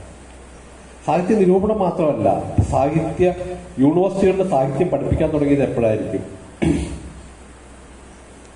ഓക്കെ, ഒരു കോളേജുകളിലും യൂണിവേഴ്സിറ്റികളിലും വിദ്യാലയങ്ങളിലൊക്കെ സാഹിത്യം പഠിപ്പിക്കുക. സാഹിത്യം പഠിപ്പിക്കുക എന്ന് പറഞ്ഞാൽ എന്താ? ആസ്വദിക്കലല്ല. അതൊക്കെ സാഹിത്യത്തെ പറ്റി വിമർശനാത്മകമായും ഒരു സാഹിത്യ കൃതിയെ അതിന്റെ ചരിത്ര പശ്ചാത്തലമോ അല്ലെങ്കിൽ സാമൂഹ്യ ചരിത്രത്തിന്റെ ഒരു പ്രത്യേക സന്ദർഭത്തിൽ വെച്ചുകൊണ്ട് അതിനെ വിലയിരുത്തുകയും അതിന്റെ വളരെ സൂക്ഷ്മമായ ബലതന്ത്രങ്ങൾ പഠിക്കുകയും അന്വേഷിക്കുകയൊക്കെ ചെയ്യുന്നൊരു പരിപാടിയല്ലേ സാഹിത്യ നിരൂപണം എന്നൊക്കെ പറയുന്നത്. ഇതെപ്പോഴുണ്ടാവുന്നത്? അപ്പൊ യൂണിവേഴ്സിറ്റികളിലെ ഈ അല്ലെങ്കിൽ ഈ അക്കാദമിക് ആയിട്ടുള്ള സാഹിത്യ നിരൂപണ സമ്പ്രദായങ്ങളും വകുപ്പുകളും ഒക്കെ ഉണ്ടാകുന്ന ഈ പൊതുമണ്ഡലവുമായിട്ട് ബന്ധപ്പെട്ട ഒരു സംഗതി. ഈ പൊതുമണ്ഡലത്തിൽ സംഭവിച്ചൊരു കാര്യം, അത് പൊതുമണ്ഡലത്തെ പറ്റിയുള്ള സങ്കല്പം വേറെ ഉണ്ട് ഒരുപാട്, ഞാനതിൽ പോകുന്നില്ല അതിൽ മുഴുവൻ. അതിന്റെ ഒരു പ്രത്യേകത എന്ന് പറഞ്ഞാൽ ആളുകൾ പബ്ലിക് യൂസ് ഓഫ് റീസൺ എന്ന് പറയുന്ന ഒന്നുണ്ടായിരുന്നു. പ്രൈവറ്റ് യൂസ് ഓഫ് റീസണും പബ്ലിക് യൂസ് ഓഫ് റീസൺ, ഇത് കണ്ടു പറയുന്ന ഒരു വ്യത്യാസമാണ്. അത് ഹവർമാസ് ഉപയോഗിക്കുന്നുണ്ട്. അതായത് നിങ്ങളുടെ കാര്യങ്ങളെപ്പറ്റി നിങ്ങൾ യുക്തി വിചാരം നടത്തുന്നതിനെയാണ് പ്രൈവറ്റ് യൂസ് ഓഫ് റീസൺ. എൻ്റെ വീട്ടിലത്തെ കാര്യങ്ങളെ പറ്റി അല്ലെങ്കിൽ എൻ്റെ ദൈനംദിന ജീവിതാവസ്ഥയെ പറ്റിയിട്ടൊക്കെ ഞാൻ പറയുന്ന ഒരു കാര്യമാണ് പ്രൈവറ്റ്. തൽക്കാലം മനസ്സിലാക്കുന്നത് പ്രൈവറ്റ് യൂസ് ഓഫ് റീസൺ. പക്ഷെ മനുഷ്യന്റെ യുക്തിക്ക് ഒരു പബ്ലിക് യൂസ് ഉണ്ടാകും. പൊതു താല്പര്യത്തെ മുൻനിർത്തി ഞാൻ കാര്യങ്ങൾ സംസാരിക്കുകയാണ്. ഓക്കെ, അപ്പൊ ഞാനൊരു കൃതി എനിക്കിഷ്ടമായി എന്ന് പറയുന്നത് ഒരു പ്രൈവറ്റ് യൂസ് ഓഫ് റീസൺ, എൻ്റെ അഭിരുചിയെ പറ്റിയാണ് ഞാൻ പറഞ്ഞത്, എൻ്റെ ഇഷ്ടത്തെ പറ്റിയാണ് പറഞ്ഞത്. ഓക്കെ, അപ്പൊ എൻ്റെ ഇഷ്ടത്തെ നിർണ്ണയിക്കുന്ന കുറെ ഘടകങ്ങൾ ഉണ്ടാവും. ചിലപ്പോൾ എനിക്കത് വർക്ക് ചെയ്തു, എനിക്ക് വർക്കൗട്ടായി എന്നാണ് ഞാൻ പറഞ്ഞതിൻ്റെ അർത്ഥം. എനിക്ക് എവിടെയോ ഒന്ന് കൊണ്ടു അത് വായിച്ചപ്പോൾ അതിൻ്റെ ഇമോഷണൽ ആയിട്ടുള്ള സ്റ്റേറ്റ് ആയിരിക്കാം. എൻ്റെ ചിലപ്പോൾ വർഗപരമായ അല്ലെങ്കിൽ ചിലപ്പോൾ ജാതീയമായ അല്ലെങ്കിൽ ചിലപ്പോൾ പ്രത്യേക സാമൂഹികമായ ചില അവസ്ഥകളുമായി ബന്ധപ്പെട്ടൊരു കാര്യമായിരിക്കും ചിലപ്പോൾ ഞാൻ ഈ പറയുന്നത്. കാരണം അത് എൻ്റെ വളരെ പ്രൈവറ്റ് ആയിട്ടുള്ള ചില കാര്യങ്ങളെ സ്പർശിക്കുന്ന ഒരു അനുഭവമായിട്ടൊരു കൃതി മാറുമ്പോഴാണ് ഞാനതങ്ങനെ പറയാം. നേരെ മറിച്ച് ഒരു കൃതിയെ നിങ്ങൾക്ക് ഇഷ്ടമായാലും ഇല്ലെങ്കിൽ നിങ്ങൾ അതിന് വിലയിരുത്തണം. നിങ്ങൾക്ക് ഇഷ്ടമായോ ഇല്ല എന്നുള്ളത് നിങ്ങൾ ബ്രാക്കറ്റ് ഓഫ് ഇല്ല. ഓക്കെ, അതവിടെ ഉണ്ടാവും. എനിക്ക് ആ കൃതി ഇഷ്ടമായിട്ടൊന്നും ഉണ്ടാവില്ല പേഴ്സണലി. അല്ലെങ്കിൽ ഒരു കൃതി എനിക്ക് ഒരു ഇഷ്ടപ്പെട്ട കൃതിയായിരിക്കും, പക്ഷെ നിങ്ങൾ അതിനെ പബ്ലിക് യൂസ് ഓഫ് റീസൺ അനുസരിച്ച് ചെയ്യുമ്പോൾ എന്റെ ഇഷ്ടം ഞാൻ മാറ്റിവെക്കുന്നു. ചരിത്രത്തിൽ ആ കൃതി എന്ത് പ്രാധാന്യമാണുള്ളത്, ഒരു സാമൂഹ്യ ചരിത്രത്തിൽ, സാംസ്കാരിക ചരിത്രത്തിൽ അതിന്റെ രാഷ്ട്രീയമായ അർത്ഥങ്ങൾ എന്തൊക്കെയായിരിക്കും, അപ്പോൾ അതിന്റെ അബോധ തലത്തിലുള്ള എന്തൊക്കെയായിരിക്കും, ഒരു കൃതിക്ക് അബോധമുണ്ട് എന്നുള്ള രീതിയിലൊക്കെ നിങ്ങൾ കൾച്ചറൽ സ്റ്റഡീസോ അങ്ങനെ പല മേഖലകളിലും വെച്ച് അതിനെപ്പറ്റി പഠിക്കുക എന്ന് പറയുമ്പോൾ നിങ്ങളുടെ ഇഷ്ടത്തിന് പുറത്ത് കിടന്ന് നിങ്ങൾ അതിനെപ്പറ്റി സംസാരിക്കുക എന്ന് പറഞ്ഞാൽ നിങ്ങളുടെ വാദത്തിന് യൂണിവേഴ്സലൈസിബിലിറ്റി ഉള്ള വാദമാണ്, സംവാദം സാധ്യമാകുന്ന ഒന്ന്. ക്ലിയർ ആണോ ഞാൻ പറഞ്ഞത്? ഓക്കെ, അപ്പൊ 3 കാര്യങ്ങളാണ് ഇവിടെ പറയാൻ ശ്രമിച്ചത്. യൂണിവേഴ്സലൈസിബിലിറ്റി എന്നുള്ള ആശയത്തെ നമ്മൾ എടുക്കുകയാണെങ്കിൽ ഇതെല്ലാവരും അംഗീകരിക്കണമെന്ന് നിർബന്ധമൊന്നുമില്ല, നമ്മൾ ഒരു പ്രപ്പോസ് ചെയ്യുകയാണ്. ഇവിടെ യൂണിവേഴ്സലൈസിബിലിറ്റി എന്നുള്ള ആശയത്തെ എടുക്കുകയാണെങ്കിൽ അതിന്റെ അർത്ഥം നിങ്ങളുടെ നിലപാടിൽ ഒരു നിർമ്മമത്വം ഉണ്ടാവുക, ഡിസിൻട്രസ്റ്റഡ് ആവുക. ഡിസിൻട്രസ്റ്റഡ് എന്ന് പറയുന്നത് സന്യാസം എന്നുള്ള അർത്ഥത്തിൽ എടുക്കരുത് കേട്ടോ, അല്ലേ? മോഹമുക്തനായിട്ട് നിങ്ങൾ നിൽക്കുന്നതിനാണ് ഡിസിൻട്രസ്റ്റഡ് എന്നൊക്കെ പറയാം, മമതയില്ലാതെ നിൽക്കുക. അതല്ല ഈ പറഞ്ഞതിന്റെ അർത്ഥം. ഓക്കെ, ഈ പറഞ്ഞ എക്സ്പീരിയൻസിൽ എസ്തെറ്റിക് ജഡ്ജ്മെന്റിലുള്ള നിർമ്മമത്വം എന്ന് പറയുന്നത് ഈ ഒരു ആശയമാണ്. രണ്ടാമത്തെ ആശയം യൂണിവേഴ്സലൈസിബിലിറ്റി ഉണ്ടാവുക എന്ന് പറഞ്ഞാൽ പബ്ലിക് യൂസ് ഓഫ് റീസൺ ഉണ്ടാവുക. ഓക്കെ, റീസണെ പബ്ലിക് യൂസ് ഉണ്ടാവുക. പബ്ലിക് യൂസ് ഓഫ് റീസൺ സാധ്യമാവുക എന്ന് പറഞ്ഞാൽ പ്രൈവറ്റും പബ്ലിക്കും തമ്മിൽ വേർതിരിക്കുക. ഓക്കെ, പ്രൈവറ്റ് പബ്ലിക് എന്നുള്ളൊരു വേർതിരിവുണ്ടാവാം. ഈ പബ്ലിക് പ്രൈവറ്റ് എന്നുള്ള വേർതിരിവുണ്ടായ ഒരു അവസ്ഥയാണ് ഹബർമാസത്തിൽ പൊതുമണ്ഡലം എന്ന് പറയുന്നത്. Okay, public sphere. നിങ്ങൾക്ക് പ്രൈവറ്റ് ആയിട്ടുള്ള താല്പര്യങ്ങളൊക്കെ ഉണ്ട്, പക്ഷെ നിങ്ങൾ പൊതുവായിട്ട് സംസാരിക്കുമ്പോൾ, നിങ്ങളൊരു കോഫി ഷോപ്പിൽ വെച്ച് മീറ്റ് ചെയ്യുമ്പോൾ, ഇപ്പോൾ ഹബർമാസത്തിന്റെ പ്രസിദ്ധമായ ഇത് കോഫി ഷോപ്പുകളെ പിന്നുള്ള പഠനമാണ് ആ കാലത്ത്. കോഫി ഷോപ്പിൽ വന്നിട്ട് നിങ്ങൾ എന്താ സംസാരിക്കുന്നത്? എന്റെ വീട്ടിലത്തെ കാര്യമല്ല ഞാൻ പറയുന്നുണ്ടാവുക, ചിലപ്പോൾ പൊതുവായിട്ടുള്ള ചില കാര്യങ്ങളാണ്. ഓക്കെ, പൊതു താല്പര്യത്തെ മുൻനിർത്തി ഞാനും നിങ്ങളും തമ്മിൽ സംസാരിക്കാം. അങ്ങനത്തെ ഇടങ്ങളുണ്ടാവുക, സാമൂഹ്യ ഇടങ്ങളുണ്ടാവുക. ഈ ഇടങ്ങൾ ഉള്ള ഒരു സ്ഥലത്ത് എന്താ നടക്കുന്നത്? പ്രൈവറ്റും പബ്ലിക്കും എന്നുള്ള വേർതിരിവുണ്ടാവും. ഇത് മുമ്പുണ്ടാവാത്തൊരു കാര്യമാണ്. അതുകൊണ്ടാണ് 18ാം നൂറ്റാണ്ടിലാണ് ഈ പബ്ലിക് പ്രൈവറ്റ് എന്ന് പറയുന്ന ഒരു വേർതിരിവ് ഉണ്ടാവുകയും പബ്ലിക് സ്ഫിയർ ഉണ്ടാവുകയും ചെയ്തു എന്ന് ഹാബർമാസ് പറയുന്നു.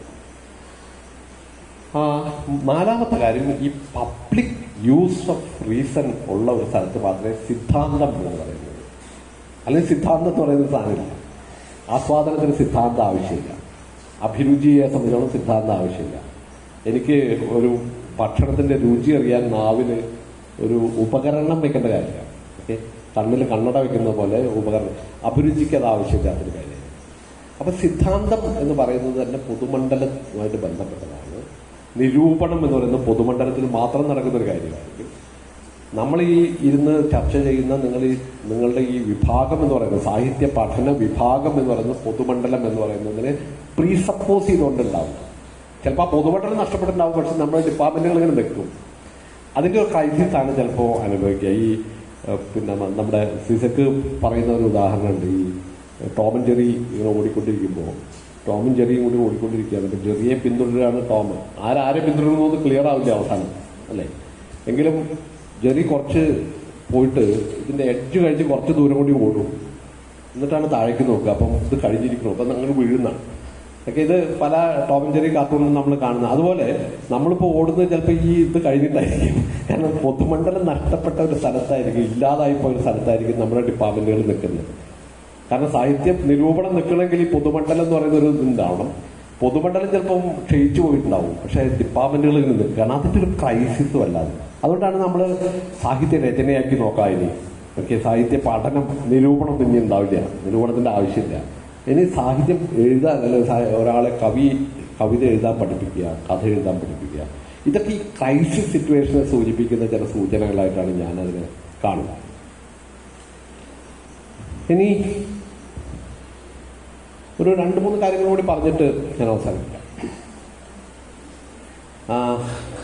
എന്തുകൊണ്ടാണ് ഇതിന്റെ കാരണം എന്താണെന്നോ, ഇത് എന്താ പറയാ, ഇത് നല്ലതാണെന്നോ ചീത്തയാണെന്നുള്ളത് നിങ്ങൾ തീരുമാനിക്കുക. ഈ പൊതുമണ്ഡലം എന്ന് പറയുന്നത് അങ്ങനെ സംരക്ഷിക്കപ്പെടുന്ന ഒരു സാധനമാണ്. പൊതുമണ്ഡലത്തെ പറ്റിയുള്ള ഒരുപാട് വിമർശനങ്ങൾ ഉണ്ടായിട്ടുണ്ട്. പൊതുമണ്ഡലം എന്ന് പറയുന്ന ആശയം തന്നെ സ്ത്രീ വിരുദ്ധമാണ്. അത് പല വിഭാഗങ്ങളെയും മാർജിനലൈസ് ചെയ്യുകയും ഒഴിവാക്കുകയൊക്കെ ചെയ്യുന്ന ഒരു സങ്കല്പമാണ്. അങ്ങനെ പല വിമർശനങ്ങളുണ്ട്, ഞാൻ അതിലേക്ക് പോകുന്നില്ല. പക്ഷെ ഒരു വസ്തുതാപരമായിട്ട് നമ്മൾ നോക്കുകയാണ്. ഓക്കെ, അങ്ങനെ ഒരു പൊതുമണ്ഡലത്തിന്റെ ഒരു സാധ്യതകൾ ഇല്ലാത്തൊരു സമൂഹത്തിനാണ് നമ്മുടെ നവസാമൂഹ്യ പിന്നെ ഈ നവസാമൂഹ്യ മാധ്യമങ്ങൾ എന്ന് പറയുന്ന മാധ്യമങ്ങളുടെയൊക്കെ ഒരു ഘട്ടത്തിൽ നോക്കുമ്പോൾ ഒന്നുകിൽ ഈ പൊതുമണ്ഡലം എന്ന് പറയുന്നത് വളരെ ഫ്രാക്ചേർഡ് ആയിട്ട് മാറി, ശിഥിലമായി മാറിയാവും, അല്ലെങ്കിൽ അത് ശുഷ്കമായിട്ട് മാറിയാവും, അല്ലെങ്കിൽ അത് സങ്കീർണമായ മറ്റ് പല രൂപഭാവങ്ങൾ കഴിക്കും. അത് പഠിക്കേണ്ടതാണ്, എങ്ങനെയായിരിക്കും അത് വർക്ക് ചെയ്യുന്നുണ്ടാവുക. അതിനെ പൊതുമണ്ഡലം എന്ന് വിളിക്കാൻ പറ്റുമോ എന്നുള്ള ചോദ്യമൊക്കെ ഉണ്ട്. ഓക്കെ, ഞാനത് വിടുകയാണ്. അത് ഒരു നല്ല റിസർച്ചിലൂടെയൊക്കെ കണ്ടെത്തേണ്ട കാര്യമായിരിക്കും. ഞാനൊരു ഹൈപ്പോത്തിസിസ് ആയിട്ട് പറയുന്നില്ല. ഈ വാദങ്ങളുടെ ഒരു സ്വഭാവം എന്താണ്? പൊതുമണ്ഡലം എന്ന് പറഞ്ഞാൽ പൊതുമണ്ഡലത്തിലെ പ്രത്യേകത എന്ന് പറഞ്ഞാൽ അവിടെ ആർഗ്യുമെന്റ്സ് ഉണ്ടാവുക. ആർഗ്യുമെന്റ് എന്ന് പറഞ്ഞാൽ എന്താണ്? തർക്കമല്ല ആർഗ്യുമെന്റ്. ഓക്കെ, അല്ലെങ്കിൽ സംവാദം എന്ന് പറഞ്ഞാൽ വിവാദമല്ല എന്ന് പറയുന്നത് പോലെ വാദിക്കുക എന്ന് പറഞ്ഞാൽ എന്താണ്? ഓക്കെ, നമുക്ക് വാദങ്ങളുണ്ടോ? മനുഷ്യർ വാദിക്കുന്നുണ്ടോ? അപ്പം അമർത്യാസന്റെ പുസ്തകം ഉണ്ട് അല്ലെ, ആർഗ്യുമെന്റേറ്റീവ് ഇന്ത്യയിൽ ആർഗ്യുമെന്റിന്റെ ട്രഡീഷൻ എങ്ങനെയാണ് ഉണ്ടായത്, എങ്ങനെയാണ് മനുഷ്യർ ആർഗ്യൂ ചെയ്യുന്നത്, അല്ലെങ്കിൽ ആർഗ്യൂ ചെയ്യാന്ന് പറഞ്ഞാൽ എന്താ? ഓക്കെ, ആർഗ്യൂ ചെയ്യാന്ന് പറഞ്ഞാൽ എന്താ? യൂണിവേഴ്സലൈസിബിലിറ്റി ഉള്ള ഒരു ക്ലെയിം ഞാൻ മുന്നോട്ട് വയ്ക്കുന്നതാണ് അതിന്, അല്ലേ? അല്ലെങ്കിൽ ആർഗ്യുമെന്റ് കാര്യമില്ലല്ലോ, എനിക്കിഷ്ടമാണ്, അത് ആർഗ്യുമെന്റ് കാര്യമില്ല. ഓക്കെ, എനിക്ക് മാധവിക്കുട്ടിയുടെ നോവൽ ഇഷ്ടമാണ്. അപ്പം നിങ്ങൾ എന്തുകൊണ്ട് ഇഷ്ടമായി നിങ്ങൾക്ക് ചോദിക്കാനൊരു സ്പേസില്ല അവിടെ. അത് ആർഗ്യുമെന്റ് അല്ല ഞാൻ ഈ പറഞ്ഞത്, എൻ്റെ ഇഷ്ടം പറഞ്ഞാൽ. ഓക്കെ, എൻ്റെ അഭിരുചിയെ സംബന്ധിക്കുന്ന ഒരു കാര്യമാണ് ഞാൻ പറഞ്ഞത്. നേരെ മറിച്ച് ആർഗ്യൂ ചെയ്യുമ്പോൾ എന്താ ചെയ്യുന്നത്? ഓക്കെ, ഞാനൊരു കൃതിയെ പറ്റിയിട്ടുള്ള ഒരു ആർഗ്യുമെന്റ് മുന്നോട്ട് വയ്ക്കുമ്പോൾ അതിന് പ്രതിവാദമുണ്ട്, അല്ലെങ്കിൽ പ്രതിവാദത്തിന്റെ ഒരു സാധ്യതയെ അത് തുറന്നിടുന്നുണ്ട്. അതിന് ഇൻക്ലൂസീവ്. ഓക്കെ, അപ്പോൾ വാദവും പ്രതിവാദവും ഉണ്ട്. ഈ വാദപ്രതിവാദത്തിനെയാണ് നമ്മൾ ആർഗ്യുമെന്റേഷൻ, അല്ലെ? വാദപ്രതിവാദം തർക്കത്തിൽ അത് ഉണ്ടായിക്കൊള്ളുന്നില്ല. ഓക്കെ, തർക്കത്തിൽ എന്ന് പറഞ്ഞാൽ ഈ ഹബർമാസിന്റെ ഒരു വാദം, ഒരു സങ്കല്പം എന്ന് പറയുന്നത് വാദിക്കാൻ വാദങ്ങളുടെ ഒരു ലാംഗ്വേജ് ഉണ്ട്, ഒരു ഭാഷ. ഓക്കെ, വാദം എന്ന് പറയുന്നത് ആളുകൾ തമ്മിൽ പരസ്പരം വാദിക്കുക എന്ന് പറയുന്ന ആ സംവാദത്തിന്റെ ഒരു ഗ്രാമർ രൂപപ്പെട്ടു വന്നു എന്നുള്ളതാണ് യൂറോപ്പിൽ.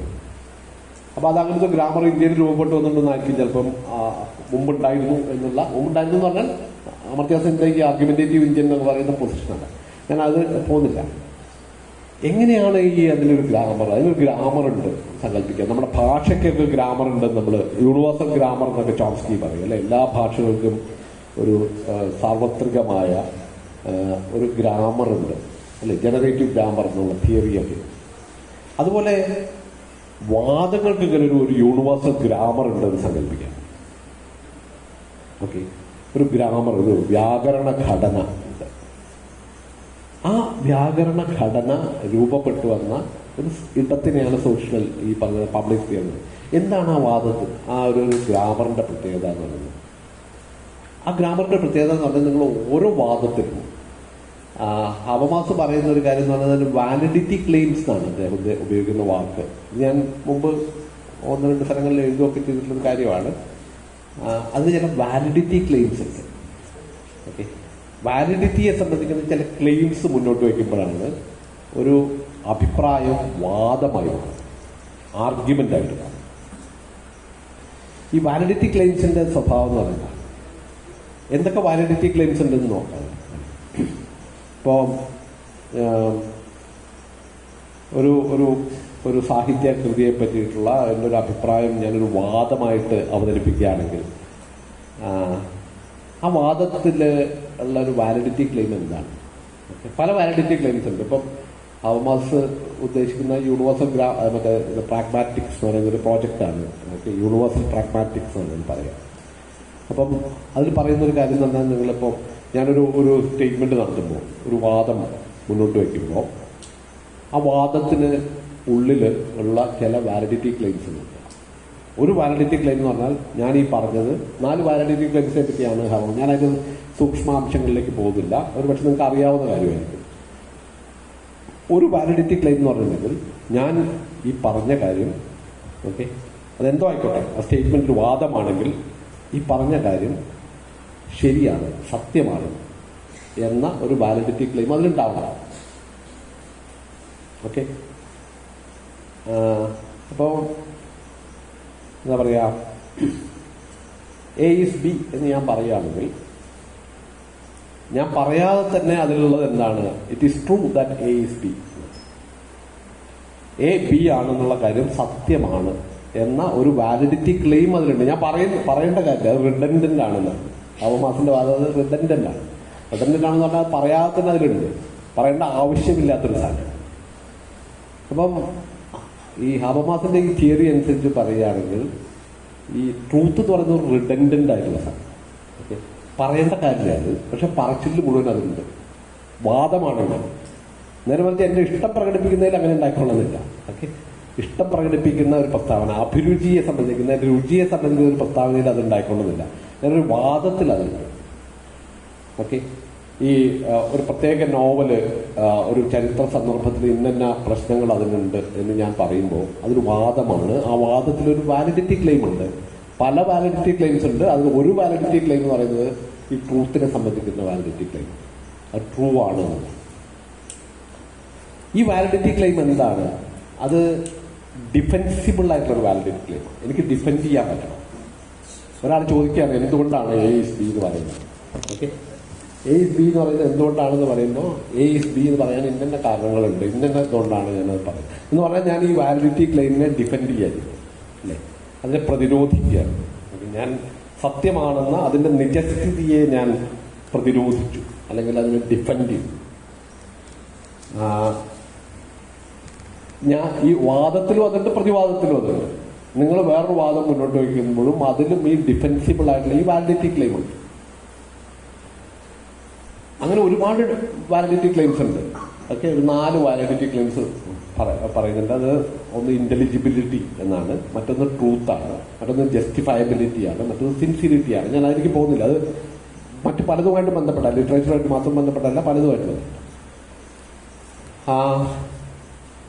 ഈ 4 വാലിഡിറ്റി ക്ലെയിംസും അല്ലെങ്കിൽ എല്ലാ വാലിഡിറ്റി ക്ലെയിംസും സക്സസ്ഫുൾ ആയിട്ട് ഡിഫെൻഡ് ചെയ്യാൻ കഴിയുന്ന ഒരു സിറ്റുവേഷൻ.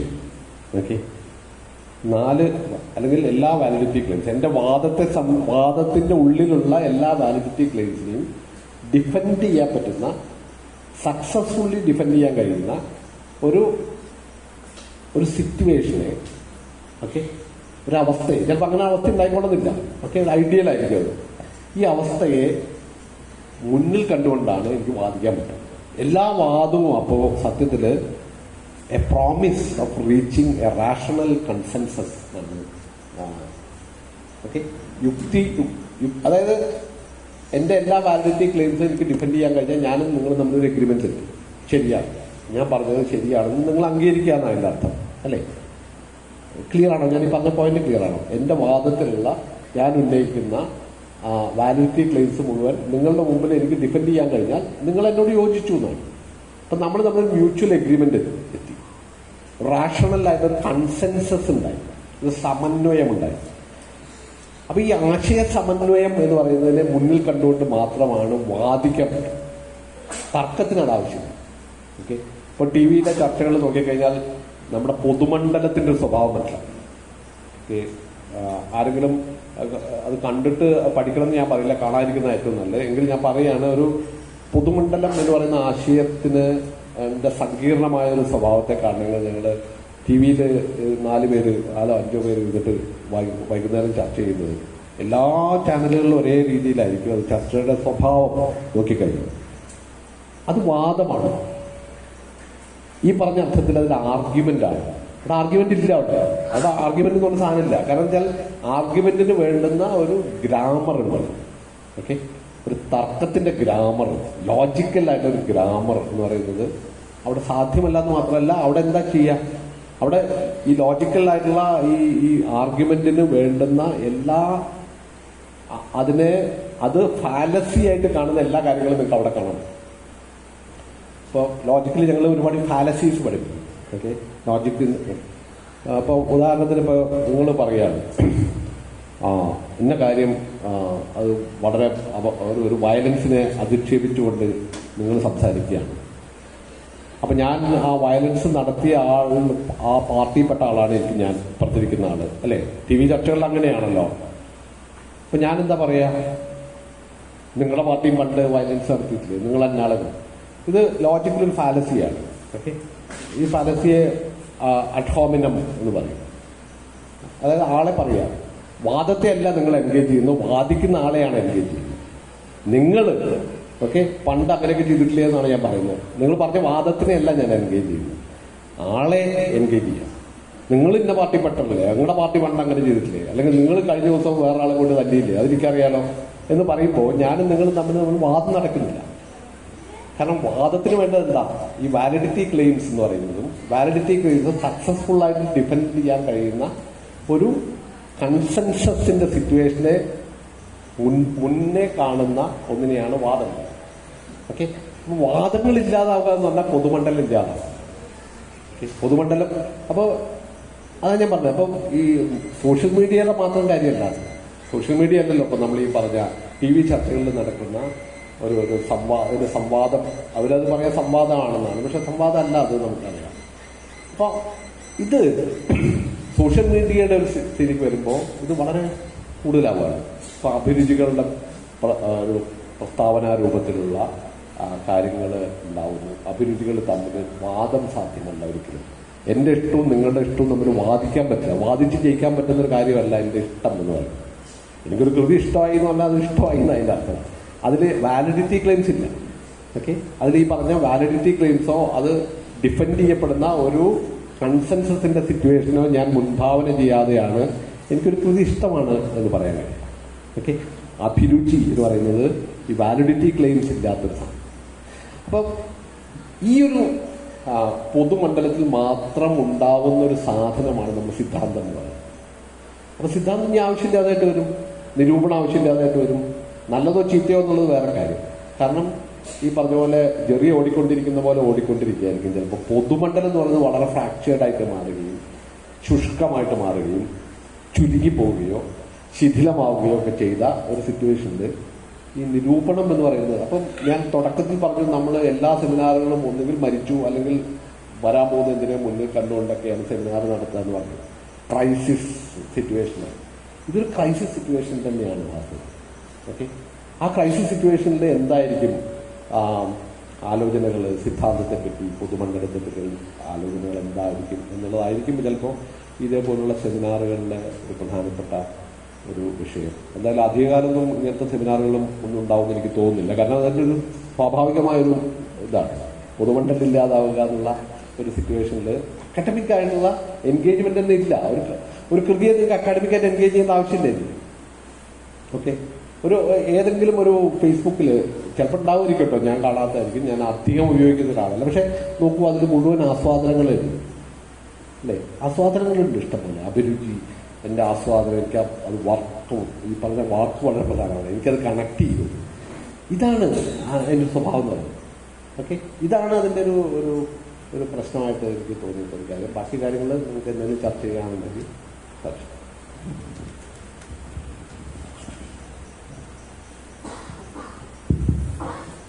നമുക്ക് 11:30 മണിക്ക് അടുത്ത സെഷൻ തുടങ്ങണം.